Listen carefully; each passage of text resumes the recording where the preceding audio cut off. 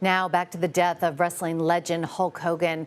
For more on Hogan's life, Marc Raimondi joins us now. He is a reporter for ESPN. Thank you so much for joining us. He is also the author of the recently released book, Say Hello to the Bad Guys: How Professional Wrestling's New World Order Changed America. I want to start with just the impact that he had on pro wrestling. Can you just put that into context for us? Yeah, Meg. Major impact. Before 1985, when Hulk Hogan was the front man for the WWF and headlined WrestleMania 1, the industry of wrestling was very splintered. It was regional, and WrestleMania 1 was the first chance at a real national level type of mainstream attention. And Hogan was the guy. He was the guy leading it. That him and Mr. T, who was his tag team partner in that main event, they hosted Saturday Night Live the night before. So it was a really big deal in '85. And then in the '90s, he was also at the forefront of another wrestling boom period. And frankly, I'm not sure what the wrestling business would be right now if not for Hulk Hogan. Mark, he made such an incredible impact in terms of being an entertainer, both inside and outside of the ring.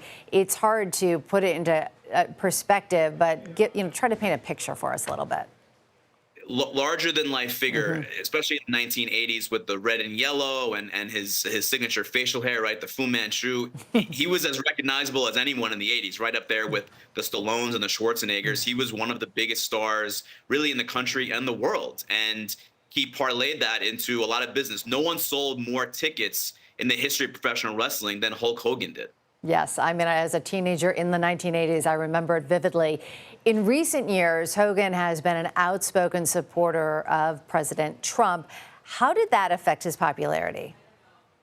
It certainly took a hit, and his last appearance for the WWE was back in January, and that was on their debut on Netflix in Los Angeles, and he was booed. He was booed, and he was promoting his new beer that came out, Real American Beer, and the crowd really did not like him, and that was kind of a contrast to the Hulk Hogan that we know, where he was a beloved figure. So things have changed over the years, certainly, but there's no doubt, Meg, that, again, pioneer of wrestling and perhaps the greatest of all time in terms of selling tickets and pay-per-views and really getting wrestling the interest that it now has. The GOAT, for sure. Marc Raimondi, thank you so much. Appreciate your time.